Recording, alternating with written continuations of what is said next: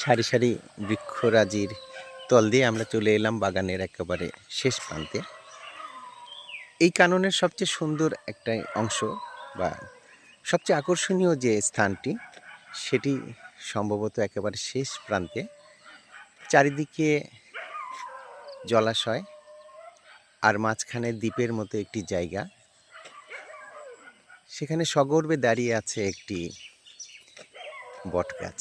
আমি প্রথমে অসত্য ভেবেছিলাম, তো এখন কাছে এসে এটাকে বটগাছ গাছ বলেই মনে হয়। হ্যাঁ, বটগাছ, অনেক ঝুরি নেমেছে। এই বাগানের একটি সাহসী পাহারাদারের মতো দাঁড়িয়ে আছে।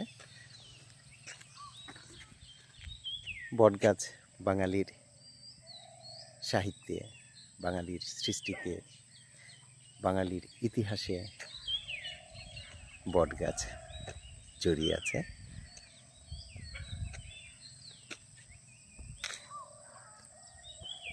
একটা বটগাছ অনেক বছর বাঁচে, ইতিহাসের সাক্ষী হয়।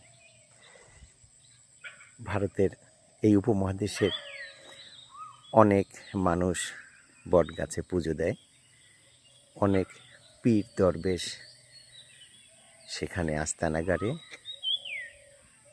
অনেকে সিন্নি দেয়।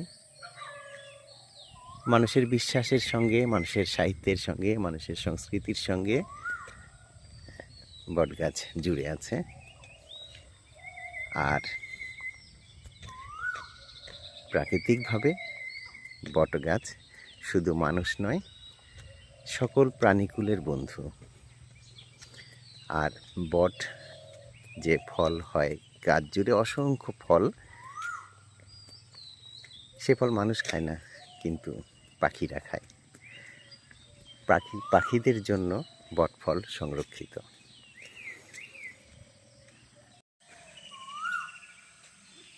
বট গাছ দেখা হলো, এটি অশ্বত্থ গাছ। অনেকেই বট আর অশ্বত্থ গাছের মধ্যে গুলিয়ে ফেলেন, তাদের জন্য বলি, আসলে বট পাতা ভেবে আমরা যে পাতাকে কল্পনা করি হৃদয়ের মতো, হৃদয়ের শেপ, আমরা তো ফেসবুকে অনেকেই লাভ রিয়াক্ট দিই, সেই পাতাগুলো যে গাছে জন্মে সেটি হলো অশ্বত্থ গাছ। অশ্বত্থ গাছ চেনার সহজ উপায়, এই গাছে ঝুরি কম নেমেছে। আর পাতার কথা তো বললাম। আর অশ্বত্থ গাছেও বট গাছের মতো বা তার থেকে অনেক বেশি ফল হয়। পিপুল ফল বলে, পিপুল গাছ অনেকে এই নামেও ডাকে। এই ফলও পাখিদের, মানুষ খায় না। মানুষ এই ফল খেলে হয়তো এমন করে সাবার করে ফেলতো যে পাখিদের ভাগ্যে কিছুই জুটত না।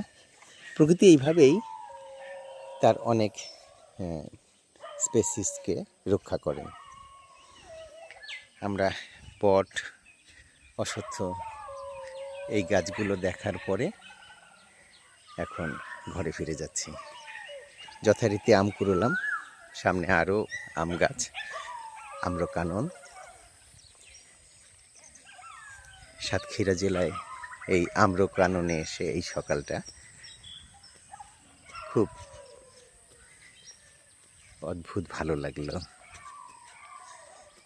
যারা একটু নিরিবিলি থাকতে চান, কিছুটা সময় কাটাতে চান, একেবারেই প্রাকৃতিক পরিবেশে থাকতে চান বা কিছু সময় কাটাতে চান, তাদের জন্য এই আম্রকাননটি ভালো সময় কাটানোর একটি সুযোগ। আর এই কাননের থাকার জন্য খরচাপাতি খুব বেশি না। ঢাকা বা তার আশেপাশের যে রিসোর্টগুলো আছে তার তুলনায় অত্যন্ত কম, আর একটু অসময়ে এলে আরও কম। আমার মনে হয় আমগুলো যখন পাকবে তখন যদি কেউ আসেন, গাছতলে বসে পাকা আম খেতে পারবেন।